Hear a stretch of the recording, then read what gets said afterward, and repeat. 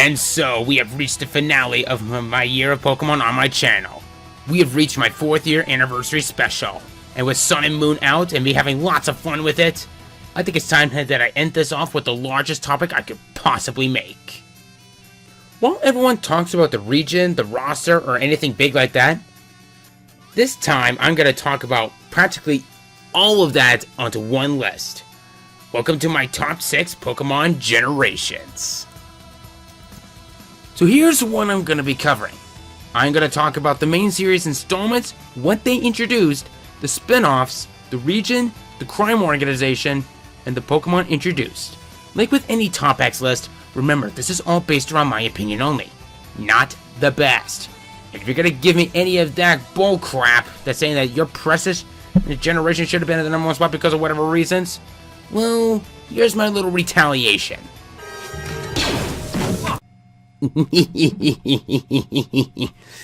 You have been warned.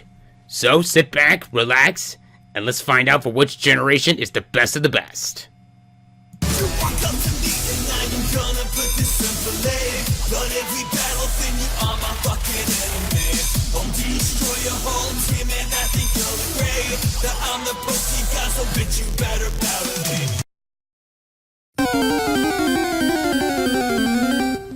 Starting off this long countdown is Generation 1. Just a fair warning before I go on, I'm showing no mercy to this list. So let's get started with the main series installments, Red and Blue. These two games are one of the worst games I've ever played.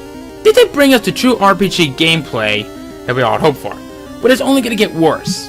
These games both gave us no connection to our Pokemon, hardly any strategies, and so many glitches, some of which game-breaking.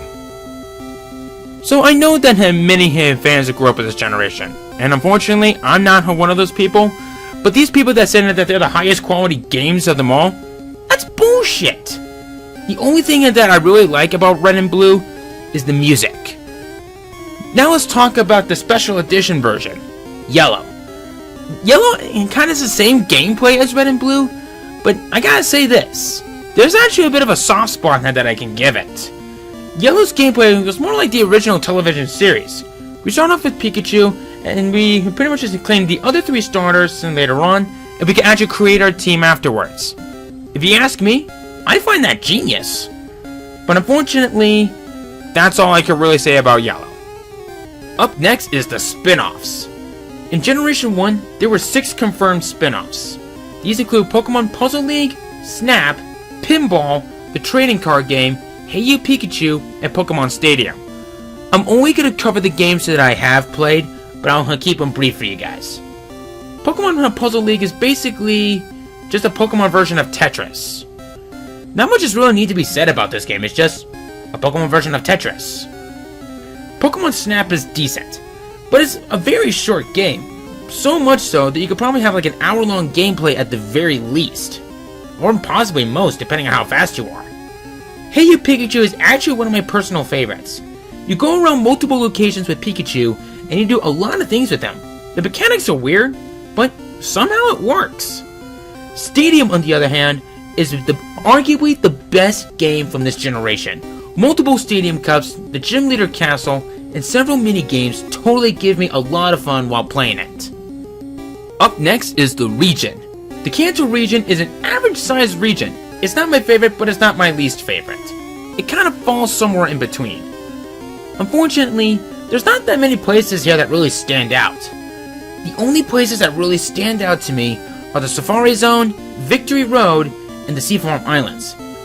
The rest of the locations I really don't care about, or they just never really piqued my interest for some reason. Don't get me wrong, they're decent, but not quite my cup of tea. Up next is the crime organization, Team Rocket. Okay, come on, everybody knows these guys in the anime, but in the games, they're basically just an average crime organization that seeks world domination by stealing Pokemon from others to create a Pokemon army. They're not my favorite, but they're not my least favorite. They're actually my second least favorite crime organization. Most of them due to the fact that they are very predictable and have very low level Pokemon. I mean, come on, just take a look at Jesse and James in this one. finally, it's time to talk about the Pokemon that were introduced in Generation 1. Gen 1's roster has the second largest roster in the entire series. They introduced a grand total of 151 Pokemon into this generation. Unfortunately, to piss off a lot of you Gen 1ers, this is actually my least favorite roster of them all. The main reason for why I don't like this roster is because nearly every single Pokemon is very uncreatable. Don't get me wrong, it still brought out some of my all-time favorite Pokemon. Some of my favorites from the first generation include Moltres, Tauros, Venusaur, Mew, and Blastoise. The rest of them I really hate, or I just don't really care about. The final verdict that I would give Generation 1 is a 2 out of 10. It may have been decent from their time, but now they are just plain garbage. I may not have grown up with this generation, but I did respect it when I was young. But now I'm starting to see the garbage that it is. They have aged horribly, they had no connection with our Pokemon, and they just were not successful. But the main reason for why I didn't get it any lower is because I do respect them for giving us the RPG that just gotten better in later generations.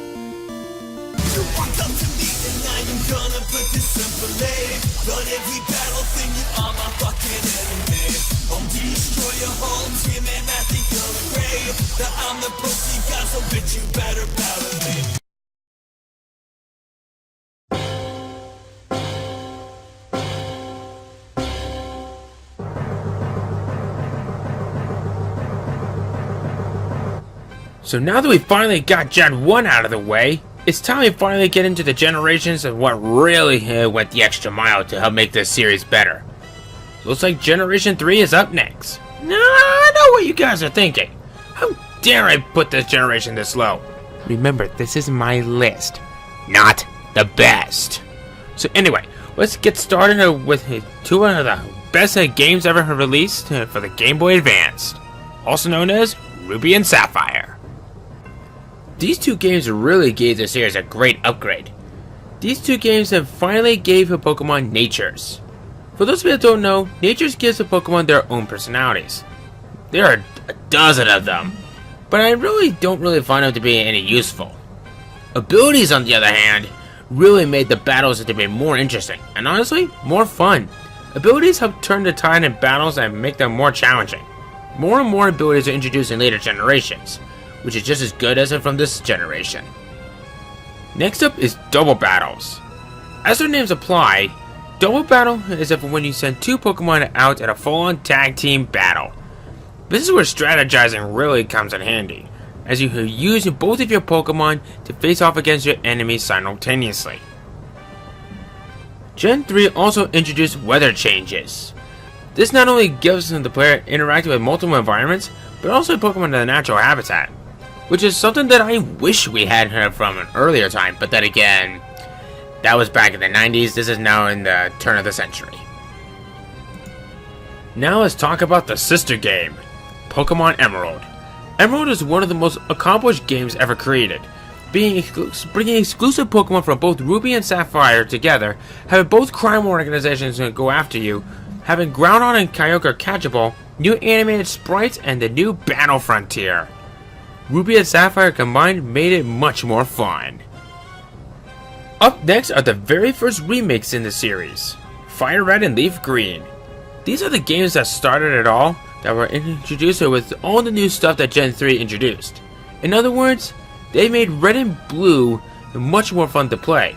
Not only did they remake the original plot and story, but they've added even more, like the Sevii Isles and having numerous Pokemon from Gen 2 and 3 coming together. How can I not like that? Now it's time for the region, Hoenn. Hoenn is a gigantic region. Unfortunately, this is my least favorite region of them all, but I'll cover that in just a moment. So let's all cover the good stuff about it. There are a few places in Hoenn that really stand out, like Victory Road, the Safari Zone, and the Battle Frontier. The rest of the places are decent, I guess. I know that many people love Hoenn, and if you like it, then kudos to you. But there is one big problem with this region for me. There's too much freaking water! Seriously, about a third of the entire region, and even in gameplay wise, is always surfing. It just annoys me so much that it's not even funny. Like, as for the spin-offs, there were a lot of them. Many of them I haven't played. My Pokemon Ranger, Dash, and Troze. So I'll only be covering the ones that I have played. The Pokemon Mystery Dungeon Red and Blue were some of the best I have ever played. I played the hell out of Blue, and it was a ton of fun. Pokemon Pinball Ruby and Sapphire was a better version of the original, and they've added even more. Lots of nice pinball fun times. But then, there is Colosseum and XD Gale of Darkness. These two games is what I like to call a series on their own. I haven't played through all of Colosseum, but I am playing it as a blind LP on my other channel. XD Gale of Darkness, on the other hand, was a fantastic game. A game that takes place 5 years after Colosseum, with more Shadow Pokemon, the return of Team Cypher, and so much more. What's not to like about this? Didn't think so.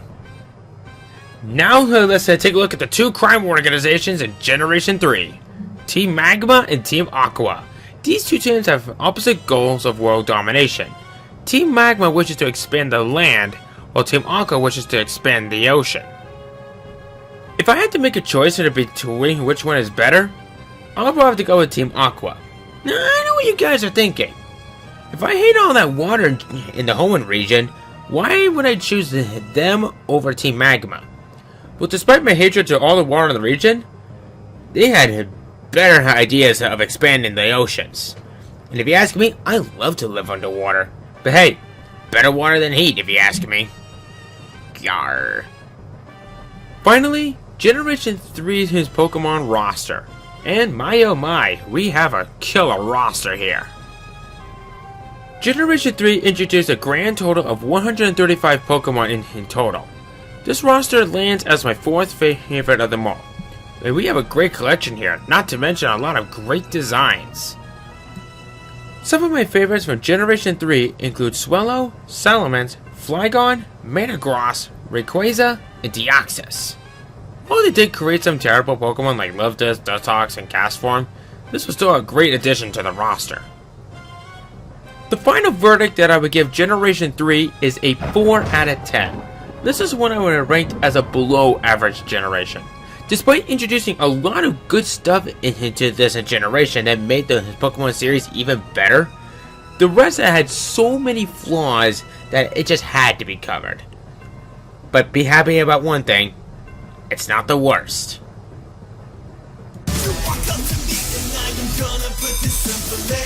Run every battle, then you are my fucking enemy. I'll destroy your whole team and I think you'll agree that I'm the pussy guy, so bitch you better battle me.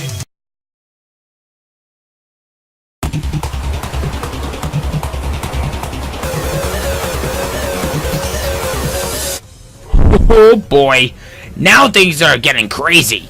Say hello to Generation 6. Being the most recent generation that was completed, this generation really gave the series a great kickstart when it jumped from DS to 3DS. And it's all thanks to the dominators of Generation 6. X and Y. Lots of good things were introduced. First off, it's an introduction of a brand new type, Fairy. And all honestly, I didn't really know this really helped too much with the balancing in the types. Fairy takes no damage from dragons, takes half damage from bug, dark, and fighting, and weak to poison and steel. I can understand dragon and steel, but not everything else. Next up is Super Training, which is basically a new way to improve your EV training, depending on what set you're working on. Not to mention that if done correctly, you can get some very rare items, like the Dawnstone. Other stuff including sky battles, horn encounters, and finally customizing your character are a great introduction. But if there was one thing that they introduced that everyone tends to talk about, is this: Mega Evolution. Thanks to this mechanic, this pretty much made these two games a little too easy.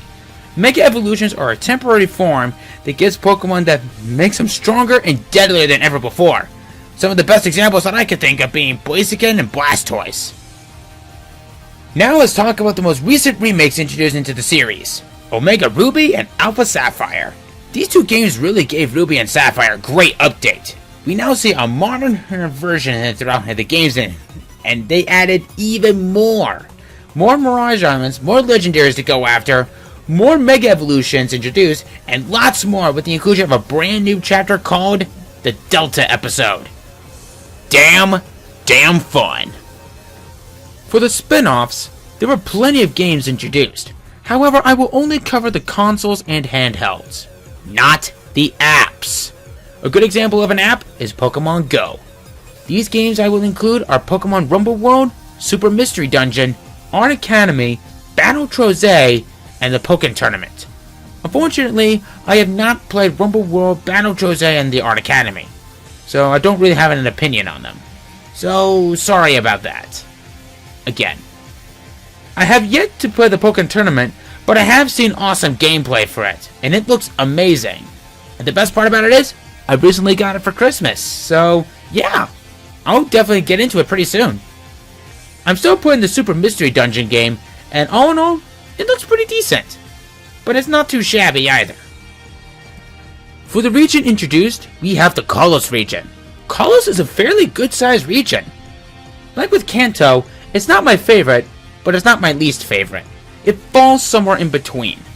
The real problem I have with it is that I feel like we're constantly going from point A to point B. Sure, we did do a couple of backtracking now and then, but it is noticeable. The Kalos region has some of my favorite locations, such as Lumio City, Keylode City, the Pokemon Village, Terminus Cave, and the Frost Cavern. Very nice places. Now for the crime organization, also known as Team Flare. These guys, at first glance, look like they're a bunch of high-ego members that want to spread their sense of fashion around. But it turns out these knuckleheads are actually seeking to use a powerful weapon that was built 3,000 years ago and uses power of either Xerneas or Yveltal, depending on what game you're playing, and wipe out the entire population of Kalos, except for those of Team Flare, to make it a better place. Why am I getting a feeling that there's a Judgment Day reference? And seriously, with Lysander running in the group, what's there not to hate? I mean, come on, just look at this dude. This guy can practically scare one shitless, especially when he gets mad. And keep in mind, this guy's got a freaking Mega Gyarados as well. Cool. Now on to the final topic. The Pokemon that were introduced in Generation 6. Generation 6 introduced the smallest roster out of all the other generations. They introduced a grand total of 71 Pokemon to the list. While there weren't any more than the others, they did introduce some of my all-time favorites. Some of my favorites from Generation 6 include Aurorus, Yveltal, Xerneas, Greninja, and Delphox. While some of the others were crappy like Klefki, Swirlix, and Flabebe, they really did something with this roster. All in all, not bad, but I wish they could have added a little more to it. The final verdict that I would give Generation 6 is a 6 out of 10. This is what I would rank as a slightly above average generation. There are a few flaws here and there, but at least they didn't add too much of a certain thing, and there were plenty of things to do. And it was a very good generation that I would recommend it to anyone.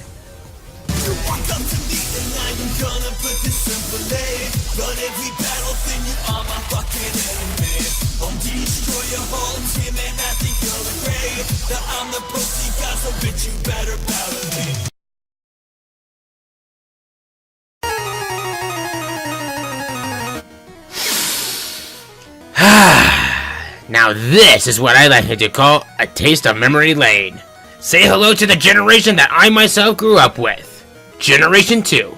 Seems odd that this particular generation is this high, huh? Well, I'm gonna walk you through it. So why don't we start off with the two Kickstarters of Generation 2 and one of the last Pokemon games for the Game Boy Color. Gold and Silver. These two games are basically a cleanup from Generation 1, and that made the series better. First off, they introduced two of my favorite types, Dark and Steel. These two types not only counter the broken powers of the Psychic group, but they really helped out with the balancing problems as well. They also finally fixed the stats as well, or as what we like to call it, the special split. The special split now made the special stat into special attack and special defense. Where the heck was this from before? There were a whole lot of other useful stuff they introduced, like breeding, Pokerust, time-based defense, different Pokeballs, shiny Pokemon, and lots more. May I also mention that Generation 2 introduced the changes of the time and day, ranging from morning to nighttime, meaning that we can finally see some Pokemon at specific times of day. And all honestly, that's a very good idea. Generation 2 also introduced the very first sister game, Crystal. Not a whole lot has changed in this game. The gameplay practically remained the same, but they included animated sprites, exclusive Pokemon from Gold and Silver brought together, a female playable character, and having Suicune as the poster boy. All in honestly, this is a very good game, and I love it a lot.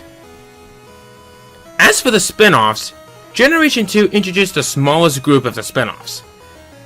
They introduced only 2 games, Pokemon Puzzle League and Stadium 2. Puzzle Challenge is basically Pokemon Puzzle League for the Game Boy.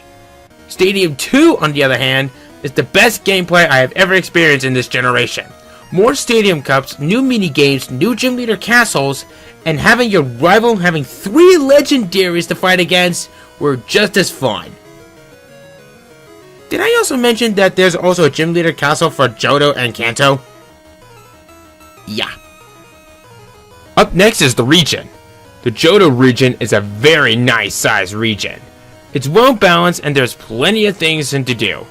Johto is home to some of my favorite locations, such as Blackthorn City, the Ice Path, the Dragon's Den, Burned Tower, the Whirl Islands, and Mount Silver. A lot of very nice locations. Now for the crime organization. Team Rocket has made their return. Only this time, they're focused on trying to rebuild themselves from the dead and make an announcement of their return. Basically, they're hoping that their boss Giovanni would hear this announcement and lead them once again. Lame.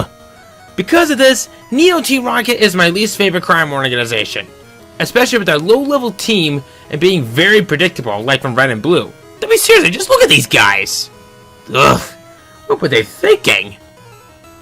Now on to the last topic, the Pokemon that were introduced in Generation 2. Generation 2's roster only introduced 100 new Pokemon. No big deal.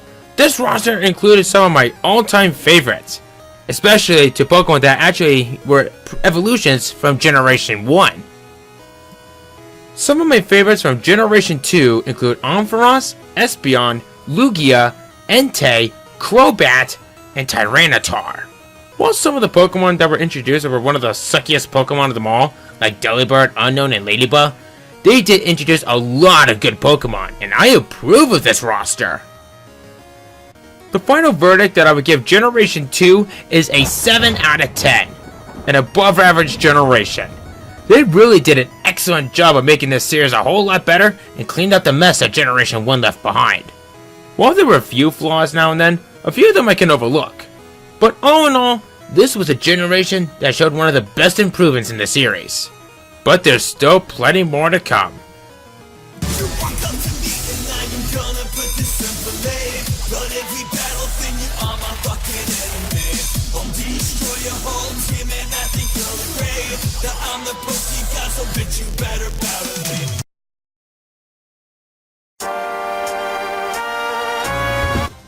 Okay, this is when I'm getting serious. Say hello to Generation 5! This generation has really taken a really big step forward. So why don't we talk about the Kickstarters of Generation 5 and one of the best-selling games to date, Black and White. First up is Triple and Rotation Battles.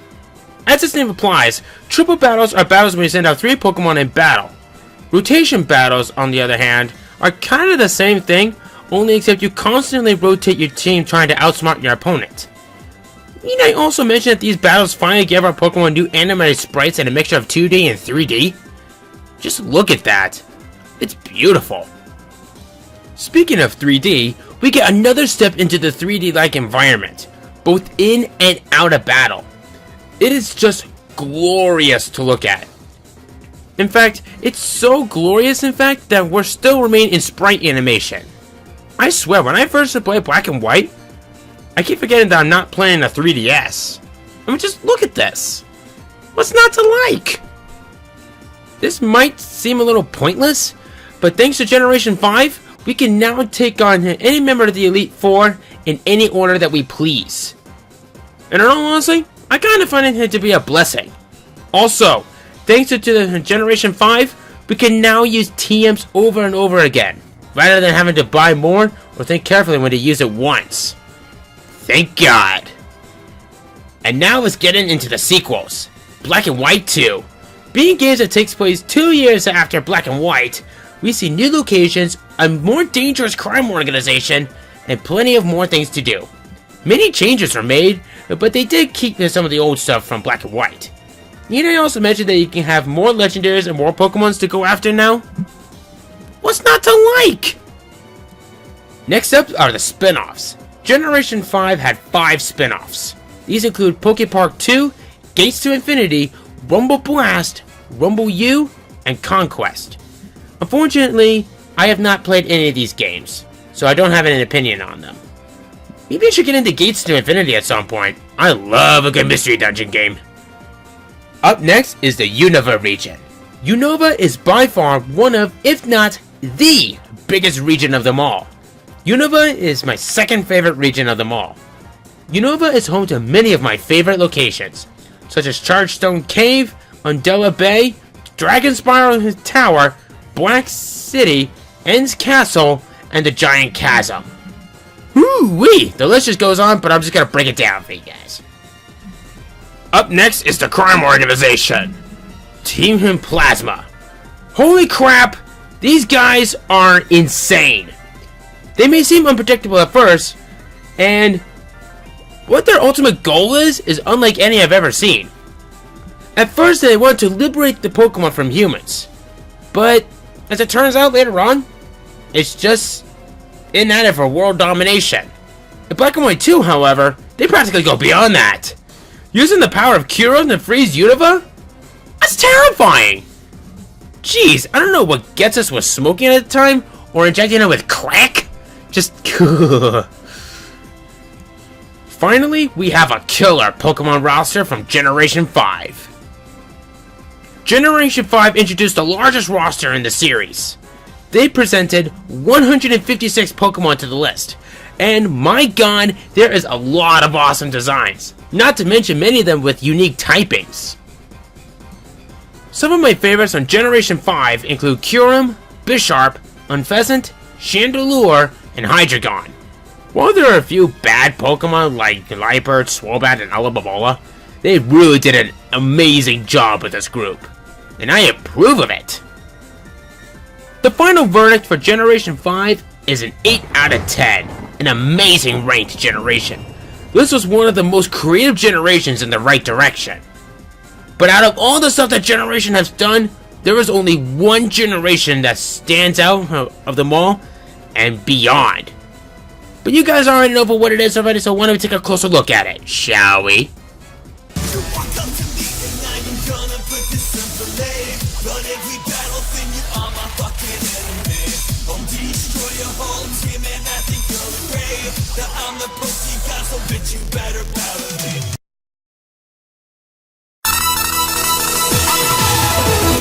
Yep, bring on the hates. Generation 4 is the best of the best. Why is that, you may ask? Well, first off, let's find out more by walking through this generation. First off is Diamond and Pearl. Holy hot damn! This generation truly speaks out. Amazing. These games were the first to bring out the first step into a nice 3D-like environment, despite these being games for the DS. It may not look it, but it's there. And they say that the visual graphics on here were bad. Come on! This is something that the generation from beforehand dreamed of having. But if there's one thing that they added that made the 4th generation claim the #1 spot, that would be this one thing. The physical special split. Thanks to this little fixer-upper, we now have a more balanced way of fighting and using the Pokemon's moves to their absolute best. In fact, some of the best Pokemon from the past that used to be really bad are some of the best on the battlefield. One of the best examples I can think of being Absol. Now on to the second thing that set the 4th generation to the #1 spot, also known as the sister game, Pokemon Platinum. Platinum has been a game that has held a special place in my heart for many years. They introduced new characters, new gym designs, new animated sprites, a new Pokédex, and a brand new battle frontier. Platinum is my all-time favorite Pokemon game. So much so that it was my very first Pokemon Let's Play back in 2013. Man, I've missed my team from that Let's Play. Maybe I should have replayed the game. As if this generation hasn't been amazing as it is, they created the greatest remakes, which is the final reason why the 4th generation claimed the #1 spot. Heart Gold and Soul Silver. These were games of basically a recreation of the generation that I grew up with. Like what I said in Fire Red and Leaf Green, Heart Gold and Soul Silver recreated the story mode and they added even more. And even having your starting Pokemon walk behind you like what Pikachu did in Yellow, it's genius. And I wish they did that a little bit more often, having a more better interaction with your Pokemon than ever before. As for the spin-offs, the 4th generation were pretty cool when it comes into these spin-offs. There are 7 confirmed spin-offs introduced. These include Pokepark Wii, Battle Revolution, Mystery Dungeon Explorers of Time, Darkness and Skies, and Ranger Shadows of Almia and Guardian Signs. I have yet to play Pokepark Wii and the 2 Ranger games, so I don't have any opinions on them. So sorry about that again. Battle Revolution was a very cool game. The multiplayer mode was pretty interesting, but the story mode was a whole lot better. I have played the hell out of Explorers of Time, and even having an amazing secret boss and awesome dungeons that are worth exploring were just as fun. Now on to the greatest region of them all, Sinnoh. Sinnoh is a very well balanced region. There are plenty of things to do, tons of character interaction, dungeon crawling, and lots more. There are a lot of awesome locations, such as Turnback Cave, Vilestone City, the Great Marsh, Mount Coronet, the Hall of Origin, Snowpoint City, Snowpoint Temple, Full Moon and New Moon Island, and the Distortion World. Truly remarkable places worth exploring. I could go on, but I do have to wrap this up. Now for the crime organization, Team Galactic. If there was one thing that truly makes these guys dangerous, is what their ultimate goal was about. At first they seemed kinda like low fashionable idiots, but little did we know, these guys were seeking for galactic domination. They seek to take members of the Creation Trio, depending on the game, and destroy the entire universe and recreate it in their own image. I think Cyrus has gone way beyond the words insane and psychotic. Plus, if you saw what Cyrus looked like from the beginning, this guy is just terrifying. I love it. Now for the final topic. The Pokemon that were introduced in the 4th generation. Holy shit! This roster dominates all. Despite introducing only 107 Pokemon, this roster brought out some awesome designs, Uber Evolutions, and wicked legendaries. Hell, this is my all-time favorite roster. Why is that? Well, think about this for a second. Well, here's a little something that might be a bit of a spoiler for you guys. 34 entries on my top 100 favorite Pokemon list. And keep in mind, 2 of those entries had the entire evolution line. So this means that 39 Pokemon made it onto the list, including the #1 spot. Some of my favorites are from the 4th generation include Togekiss, Staraptor, Frostlass, Dialga, Gallade, and my all-time favorite Pokemon, Darkrai. Hell, I love all of them! Except maybe one. But who cares? I love them all! And that is why the final verdict for the 4th generation is a full 10 out of 10, reaching the level of perfection. They perfected the way of gameplay, fixing errors from the past generations, and not having too much of a certain thing really made this generation a hell of a lot of fun. Bravo, Game Freak. You have made the best generation of them all, and I expect to see a lot of better generations in the future. Keep on trucking, Game Freak. You have my full-on support of this awesome gaming series. This has been my top 6 Pokemon generations and my 4th year anniversary special. Thanks for watching. If you like the list, then why not consider giving it a like, adding it to your favorites, or share it with your friends on Facebook, Twitter, or anywhere. But tell me, what's your favorite Pokemon generation? Let me know in the comments below, or you can create your own top X video of your favorite generations. Okay. Holy crap! This has been one of, if not the craziest year I have ever done in my entire Let's Playing career. Dedicating my entire channel for Pokemon in 2016 because of its 20th anniversary special. What's not to like about it? Okay, so before I go, there is a couple of things I do want to quickly say. First of all, thank you all so much for coming out this year to show your awesome support, especially with all the new subscribers that I've gained. It has been fun. So, throughout 2017, expect some changes. Like, throughout 2017, I'm giving Pokemon a well-deserved rest. There's not going to be any Pokemon-related Let's Plays, Top X videos, or any other kind of stuff like that because they need a break. With so many editing, so many bios, so many probably almost up to 270 or 80 videos combined has been created this entire year. So, yeah. Even I need a break from Pokemon, but that doesn't mean I'm going to be not playing them in the future. I'm still playing the heck out of Sun and Moon at the very moment, and it has been amazingly fun. Okay, now for the second announcement, I'm kind of going to be giving myself a bit of a month at the very least of a hiatus because I need to catch my breath and I need to rest. And, of course, there was a couple of times when YouTube and I couldn't quite agree with a couple of videos, but we got it fixed. They're happy. I'm happy. We're all freaking happy! So, for the time being, I'm going to be going on a bit of a hiatus at the moment. But while I am gone, you see any of these Let's Plays that you like? You want to see me play them? Then why not just click on the game right there and it'll take you straight to the playlist. Or if you want to see more of my Top X related Pokemon videos, just click on the Pokeball right underneath me and it'll take you straight into the playlist, which will be including this video. So, I will be seeing you guys possibly in late January, very early February in 2017.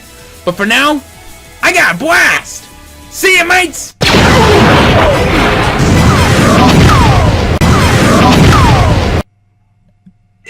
Not literally.